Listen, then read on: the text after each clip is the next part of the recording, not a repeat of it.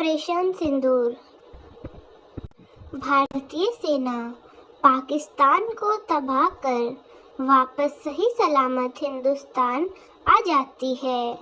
भारत ने पिछली रात को अपने फाइटर जेट भेजकर पाकिस्तान के लाहौर से लेकर कराची तक और हेडक्वार्टर रावलपिंडी में बमबारी करके सड़कों, सैनिकों और आतंकियों को मारकर ढेर कर डाला।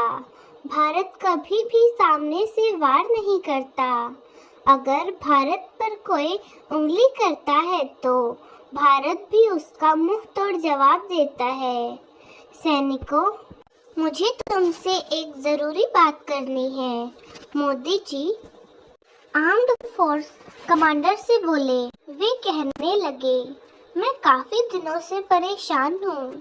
पहलगाम अटैक की वजह से उसमें अपने भाई बहन काफी मारे गए थे और मैं अभी तक उनका बदला नहीं ले पाया।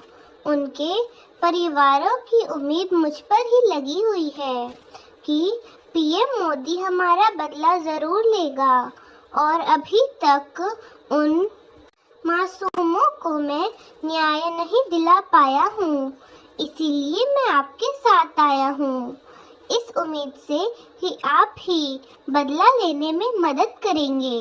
वे कमांडर कहने लगे, जनाब आप हुक्म कीजिए, हम तो कब से तैयार हैं बदला लेने के लिए। पिछली बार तो हमने रहम कर लिया पाकिस्तानियों पर, अब की बार रहम की कोई गुंजाइश नहीं होगी। बात तो ठीक है, मोदी जी बोले, आपकी पर इसके लिए कुछ प्लान बनाना है। फिर कमांडर्स बोले कि प्लान तो हमने पहले ही बना रखा है। हमने तो पहलगाम के अटैक के अगले दिन ही प्लान बना लिया था। हम तो बस आपके ऑर्डर का वेट कर रहे थे। अब आप हमें ऑर्डर दीजिए। आप हमें पाकिस्तान में रहने वाले आतंकियों को ढेर करने का बस एक बार ऑर्डर दीजिए, फिर देखना हम क्या करते हैं। तब मोदी जी बोले, कमांडरों, पहले तुम मुझे अपना प्लान बताओ, उसके बाद ही मैं ऑर्डर दूंगा। कमांडर्स बोले, हमारा प्लान है मिशन सिंदूर। फिर मोदी जी कहने लगे, सिंदूर? अरे पाकिस्तान में जाकर तुम शादी करोगे क्या? मैं तो सोच रहा हूँ कि तुम काबिल सिपाही हो। तुम्हारी बातों से लग रहा है कि तुम आतंकियों का एक बाल भी बाका नहीं कर पाओगे।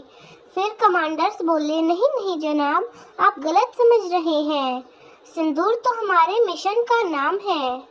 फिर मोदी जी बोले, अच्छा तुम मिशन की बात कर रहे हो। मैं तो सोच रहा था कि तुम शादी की बात कर रहे हो।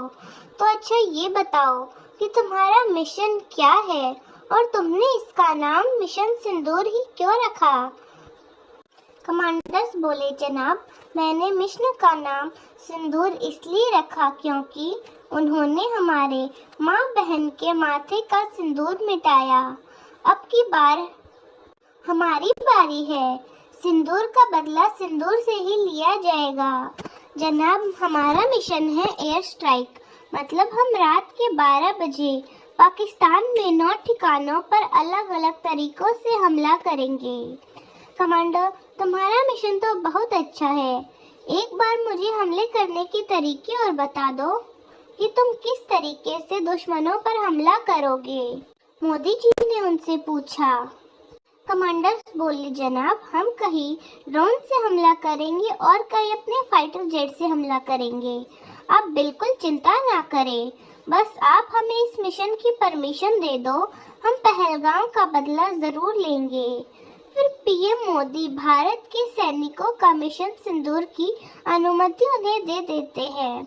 उसके बाद सिपाही अपनी तैयारियों में लग जाते हैं क्योंकि उनको रात के 12 बजे मिशन सिंदूर पूरा करना है। सैनिकों, आज की रात हमारे लिए इम्तिहान की रात है। मोदी साहब का सख्त ऑर्डर है कि आज की ही रात हमें ऑपरेशन सिंदूर को अंजाम देना है। जवानों, दुश्मन सामने खड़ा है। हम 120 हैं और हमारे सामने उनका पूरा मुल्क है। मोदी साहब ने मुझे एक स्पेशल ऑर्डर दिया है। जिस किसी भी को इस मिशन में शामिल नहीं होना है वह अभी पोस्ट छोड़कर जा सकता है। मेरा फैसला यह है कि मैं जंग लड़ूंगा, मैं पीछे नहीं हटूंगा, चाहे मेरी जान रहे या ना रहे। अब तुम लोगों को फैसला करना है, मैं तुम पर छोड़ता हूँ। जो लोग यह पोस्ट छोड़कर जाना चाहते हैं जा सकते हैं। सर, सबसे पहले मेरा फैसला सुनिए। उनमें से एक फौजी बोला, कोई सिंदूर ऑपरेशन में जाए या ना जाए, मैं अपना देश पाकिस्तान के हवाले छोड़कर नहीं जाऊंगा, मर जाऊंगा, पर मैं पीछे नहीं हटूंगा। भैरव सिंह बोला। तब चीफ कमांडर बोले, भैरव सिंह, आज मरने की बात की है, दोबारा मत करना। दुनिया की तारीख शहीद है कि मारकर किसी लड़ाई को नहीं जीता जाता, लड़ाई जीती जाती है तो दुश्मनों को खत्म करके। तब उनमें से दूसरा फौजी बोलता है, छुट्टी लेकर मैं घर नहीं पहुंचा सर, आधे रास्ते से मैं केवल अपने देश की सुरक्षा के लिए आया हूँ और ऑपरेशन सिंदूर को पूरा करने के लिए आया हूँ। तो मैं समझूं कि तुम सब मिशन सिंदूर के लिए तैयार हो। कमांडर ने सभी से पूछा तो सबने यस सर कहा। उसके बाद कमांडर सभी से बोले, इस फैसले के बाद यदि किसी ने भी पीछे हटने की बात की तो मैं उसे सामने से गोली मार दूंगा।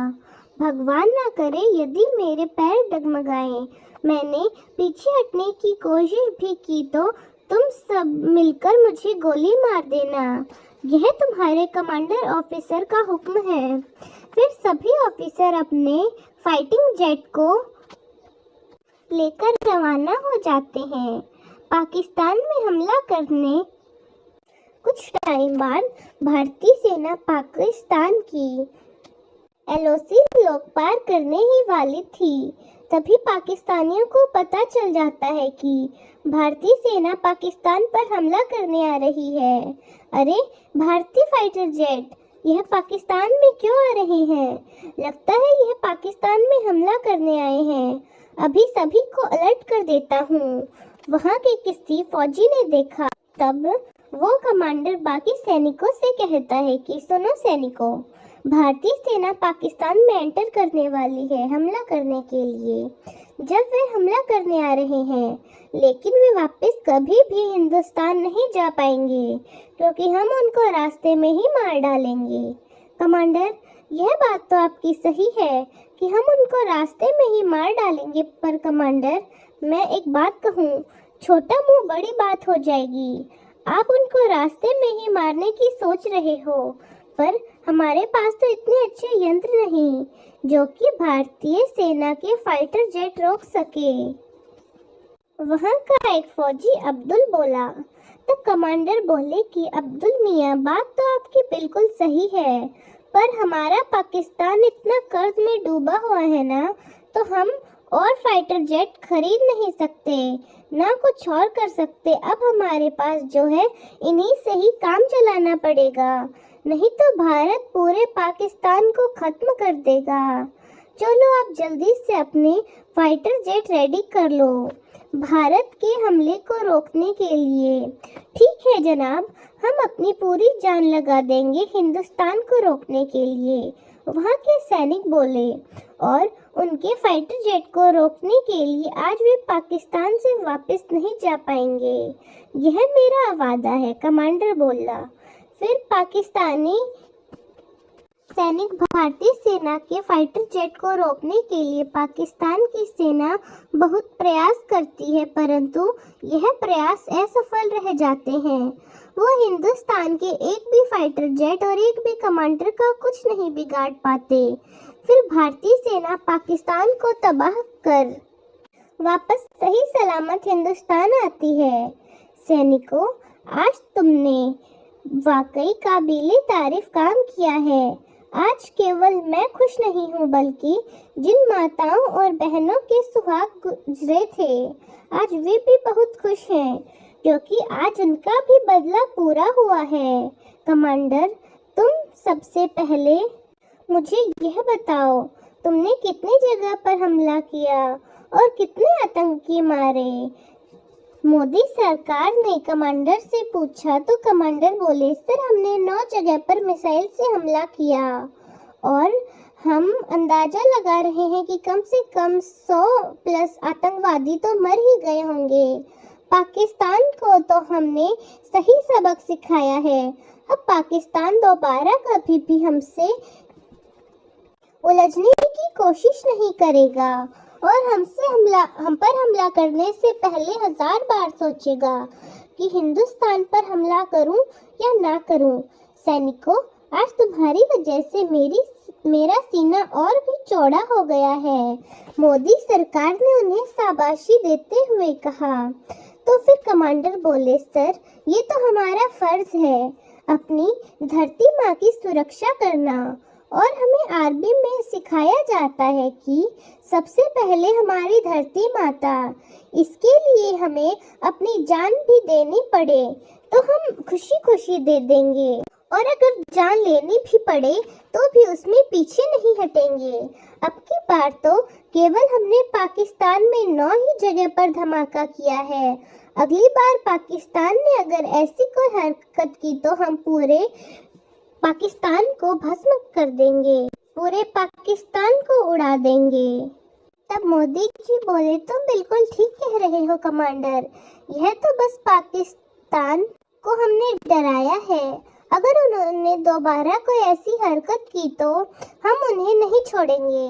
चलो सैनिकों, अब तुम आराम कर लो और मैं जाता हूँ उन माँ बहनों को यह बताने की आज उनका बदला ले लिया गया है। फिर पीएम नरेंद्र मोदी न्यूज़ के माध्यम से पूरे भारत को बता देते हैं कि जितने भी पहलगाम में लोग मारे गए थे, सभी का बदला आज हमारे इंडियन आर्मी ने ले लिया है। तो दोस्तों, कैसी लगी आपको हमारी आज की वीडियो? कमेंट्स में ज़रूर बताएं। धन्यवाद।